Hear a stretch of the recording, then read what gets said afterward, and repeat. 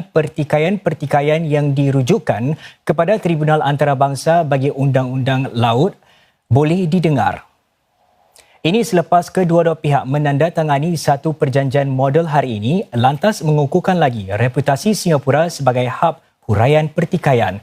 Menurut Menteri Undang-Undang K. Shanmugam, langkah tersebut mencerminkan kedudukan Singapura sebagai negara berkecuali, pengamal kuat undang-undang antarabangsa serta komitmen negara ini kepada huraian pertikaian secara aman. Sebuah lagi negara ASEAN tangguhkan ibadah haji untuk rakyatnya tahun ini. Ikuti juga nanti usaha Grab memastikan para pemandunya berdaya saing. Jimat tenaga dan wang hanya dengan Mitsubishi Electric Starmax Aircon, mudah dibersihkan dan tiada bunyi bising.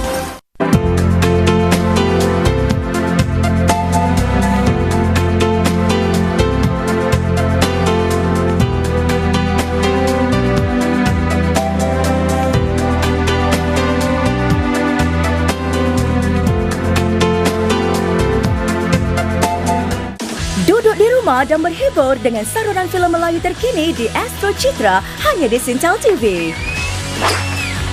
Dapatkan filem-filem Melayu blockbuster yang terkini dan menarik untuk anda nikmati bila-bila masa secara on demand.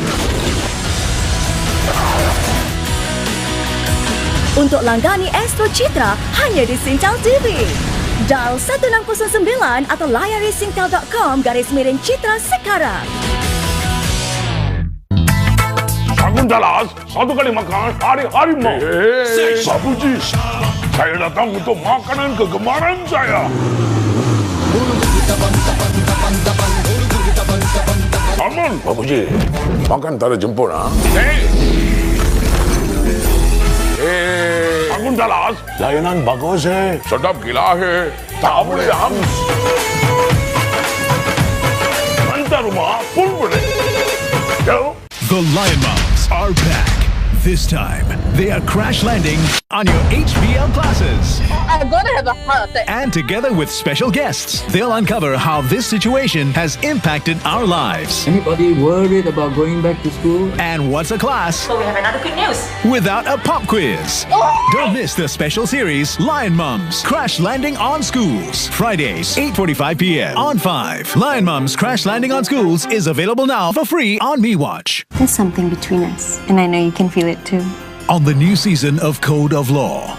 I'm heading a new task force. I'd like you on it. He's just interested in people who will make him look good. Maybe he give me this offer because I'm good. That's not what I mean. I know exactly what you mean. She calls herself the Red Pill Woman, an anti-feminist female with MRA sympathy. I want men to fight for their rights. New season of Code of Law.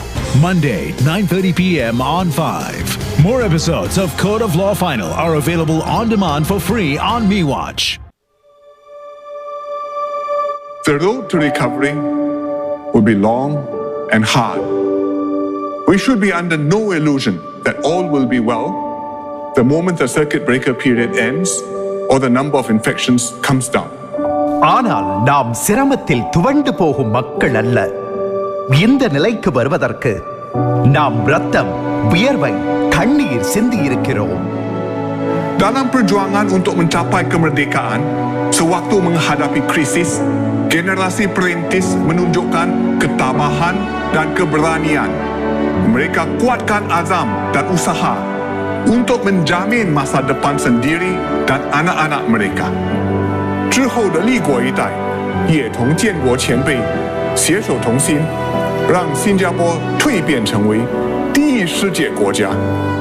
他们不屈不挠的精神，成就了今天的新加坡。COVID-19 is this generation's challenge. The virus is a tough enemy, invisible but formidable. It is now our turn to prove that we are worthy of our forebears and up to the challenge before us. And I have every confidence that we will prove more than equal to the task.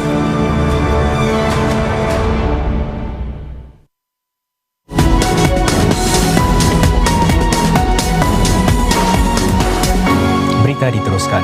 Singapura melaporkan 422 kes baru COVID-19 hari ini, membawa jumlah keseluruhan kepada 39,387 kes. Dalam laporan awalnya, Kementerian Kesihatan MOH menyatakan sebahagian besar kes jangkitan baru itu melibatkan para pemegang permit kerja yang tinggal di dormitori pekerja asing. Terdapat 5 kes jangkitan dalam masyarakat. Seorang daripada mereka ialah rakyat Singapura, manakala bakinya adalah para pemegang pas kerja. Butiran lanjut mengenai kes-kes baru itu akan didedahkan pada malam ini nanti. Di Amerika Syarikat, jumlah kes COVID-19 melampaui lebih 2 juta orang, menjadikan negara itu yang paling teruk terjejas oleh pandemik sekarang. Ini selepas jumlah kes baru COVID-19 meningkat di kalangan lebih 20 bandar Amerika. Puncanya mungkin jumlah pergerakan yang bertambah, sedang Amerika melonggarkan sekatan-sekatan ke atas perniagaan dan kegiatan sosial. Selain itu, bantahan besar-besaran membantah perkauman mendedahkan jutaan penduduk Amerika kepada jangkitan COVID-19 di jalanan. Jumlah ujian yang dipertingkat di Amerika juga antara sebab jumlah kes baru COVID-19 bertambah. Hampir 113,000 kematian juga telah dilaporkan di Amerika. Tunjuk perasaan di merata Amerika Syarikat membantah kematian George Floyd di tangan para anggota polis kulit putih kini semakin meluas kepada tuntutan agar tugu-tugu peringatan simbol penindasan ke atas kaum kulit hitam dihapuskan.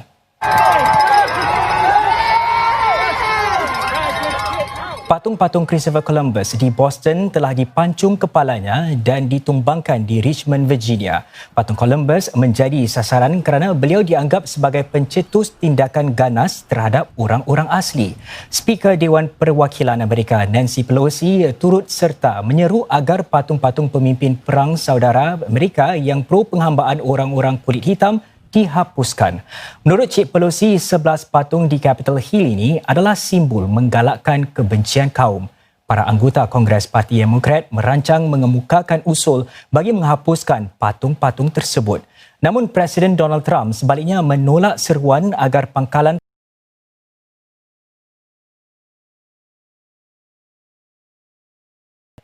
Kerajaan Malaysia memutuskan untuk menangguhkan ibadah haji untuk rakyatnya tahun ini. Menteri di Pejabat Perdana Menteri Dr. Zulkifli Muhammad Al-Bakri berkata keputusan tersebut dicapai berikutan taklimat Kementerian Kesihatan Malaysia dan Lembaga Tabung Haji selain perbincangan dengan Jawatan Kuasa Muzakarah Khas Majlis Kebangsaan bagi Hal Ehwal Ugama Islam Malaysia. Selain Malaysia, Singapura, Indonesia, negara Brunei Darussalam, Kemboja dan Thailand telah pun mengumumkan penangguhan ibadah haji untuk rakyat masing-masing. Sebab utama keputusan menangguhkan ibadah haji majoriti negara Asia Tenggara itu adalah pandemik COVID-19 yang masih berleluasa. Dan seterusnya, syarikat kereta sewa privat Grab menawarkan latihan dan sokongan kerjaya bagi 3,000 pemandunya bagi tempoh 6 bulan mendatang. Ia bertujuan menjadikan mereka lebih berdaya.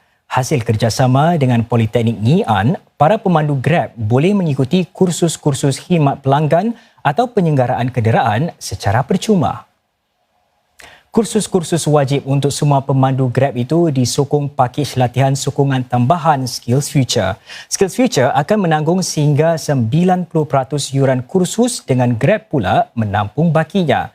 Setiap kursus adalah selama 2 hari dan sukatan pelajarannya akan disemak semula pada akhir tempoh 6 bulan.